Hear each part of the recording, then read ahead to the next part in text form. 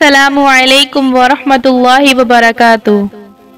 कुरान में मज़कूरा हमारे दूसरे नबी कौन है, कब पैदा हुए, अल्लाह ने इनको क्यों पैदा किया, इनकी वफ़ात कैसे हुई और इनकी तमाम ज़िंदगी के अहवाल क्या हैं। तो आज की इस वीडियो में हम जानेंगे हमारे दूसरे नबी यानी हज़रत इदरीस अलैहिस्सलाम का पूरा वाक़या। तो चलिए वीडियो को शुरू करते हैं। बिस्मिल्लाहिर्रहमानिर्रहीम। हज़रत इदरीस अलैहिस्सलाम कौन है? हज़रत इदरीस अलैहिस्सलाम हज़रत शीस अलैहिस्सलाम के बेटे अनूश या अनूस की नस्ल में से हैं। आपके वालिद का नाम यारिद और वालिदा का नाम बरकाना था। आपकी बीवी का नाम आदिना था। आपका एक बेटा भी था जिसका नाम मतुशालिख था। इदरीस अलैहिस्सलाम हज़रत नूह अलैहिस्सलाम के परदादा भी हैं। आपका सिलसिला नसब कुछ इस तरह है। हज़रत इदरीस यानी हनूक बिन यादिर बिन महलिल बिन क़ीनान बिन उनूस बिन हज़रत शीस अलैहिस्सलाम बिन हज़रत आदम अलैहिस्सलाम। हज़रत इदरीस अलैहिस्सलाम की विलादत इराक के शहर बाबुल में हुई। हज़रत इदरीस अलैहिस्सलाम हज़रत आदम अलैहिस्सलाम के 500 साल बाद इस दुनिया में तशरीफ़ लाए। आपसे पहले हज़रत शीस अलैहिस्सलाम नबूवत के मनसब पर सरफराज थे। नबूवत मिलने से पहले हज़रत इदरीस अलैहिस्सलाम हज़रत शीस अलैहिस्सलाम के दिन को मानते थे। यहाँ पर एक सवाल ये पैदा होता है कि जब हज़रत आदम अलैहिस्सलाम हमारे पहले नबी हैं और हज़रत इदरीस अलैहिस्सलाम हमारे दूसरे नबी हैं, तो वो हज़रत शीस अलैहिस्सलाम की शरीयत को या फिर उनके दिन को कैसे मान सकते हैं? तो इसका जवाब ये होगा, दुनिया में तकरीबन 1,24,000 अंबिया भेजे गए, जिनमें से 25 नबियों के जिक्र कुरान पाक में मौजूद हैं। उस लिहाज से कुरान के लिहाज से हज़रत इदरीस अलैहिस्सलाम दूसरे नबी हैं और हदीस वगैरह के हिसाब से जोड़ा जाए तो हज़रत इदरीस अलैहिस्सलाम तीसरे नबी हैं। इदरीस नाम का क्या मतलब होता है? आपका असली नाम उखनूह या हनूक था। आपका लक़ब इदरीस है। आपको यह लक़ब इसलिए मिला क्योंकि दुनिया में आपने सबसे पहले लोगों को लिखने पढ़ने का दर्स दिया। इसी बिना पर लोग आपको इदरीस यानी दर्स देने वाला कहकर पुकारने लगे। हज़रत इदरीस अलैहिस्सलाम का हुलिया। चंद बुजुर्गाने दीन ने आपका हुलिया कुछ यूँ बयान किया है कि पूरी कदो कामत थी, खूबसूरत थे, घनी दाढ़ी थी, चौड़े कंधे, मजबूत हड्डियाँ, दुबले पतले, संजीदा, गुफ्तगू बावकार, खामोशी पसंद, रास्ते चलते हुए नजरें नीची रखते, गुस्से में गजबनाक, बात करते हुए शहादत की उंगली से इशारा करने के आदी थे। अल्लाह ताला ने हज़रत इदरीस अलैहिस्सलाम को क्यों भेजा?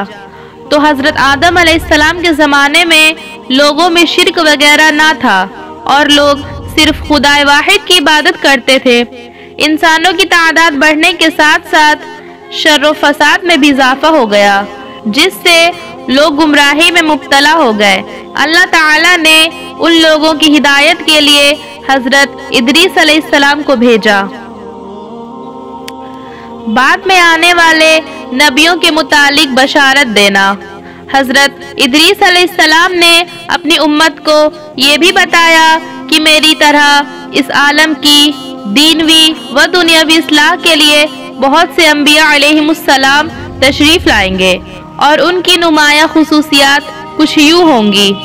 वो हर एक बुरी बात से बरी और पाक होंगे, फ़ज़ाइल में कामिल होंगे, ज़मीन व आसमान के अहवाल से और उनके उमूर से कि जिनमें कायनात के लिए शिफा है या मर्ज है, वही इलाही के ज़रिए इस तरह वाकिफ होंगे कि कोई साइल तिश्ना काम न रहेगा।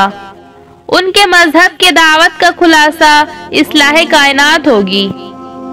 सूरह मरियम आयत 57 में अल्लाह ताला का फरमान है, और हमने उनको मकाम बुलंद पर उठा लिया। हदीस मेराज में भी है कि जब नबी करीम सल्लल्लाहु अलैहि वसल्लम ان کے پاس سے گزرے تو وہ چوتھے آسمان میں تھے، یعنی حضرت ادریس علیہ السلام۔ حضرت ابن عباس رضی اللہ عنہ نے حضرت کعب سے سوال کیا کہ حضرت ادریس علیہ السلام کے متعلق اللہ کا فرمان کہ ہم نے ان کو بلند مقام پر اٹھا لیا، اس کا کیا مفہوم ہے؟ حضرت کعب رضی اللہ عنہ نے فرمایا کہ اللہ تعالیٰ نے حضرت ادریس علیہ السلام کی طرف وحی کی کہ میں تمام اولاد آدم کے اعمال کے برابر تمہارے اعمال آسمان کی طرف بلند کرتا ہوں۔ شاید اس وقت کے بنی آدم مراد ہوں گے۔ ادریس علیہ السلام نے چاہا کہ ان کے اعمال میں مزید اضافہ ہو۔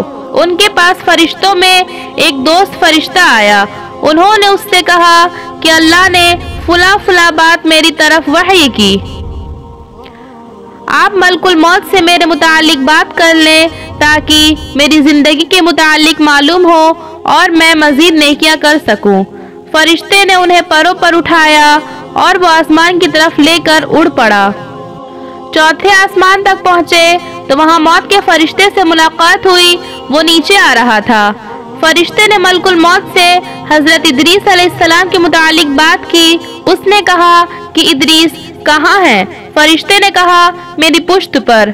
ملک الموت نے کہا تعجب کی بات ہے، مجھے اس لیے بھیجا گیا تھا تاکہ میں چوتھے آسمان پر ادریس کی روح قبض کروں، اور میں سوچ رہا تھا کہ ان کی روح چوتھے آسمان پر کیسے قبض کروں، وہ تو زمین پر ہے۔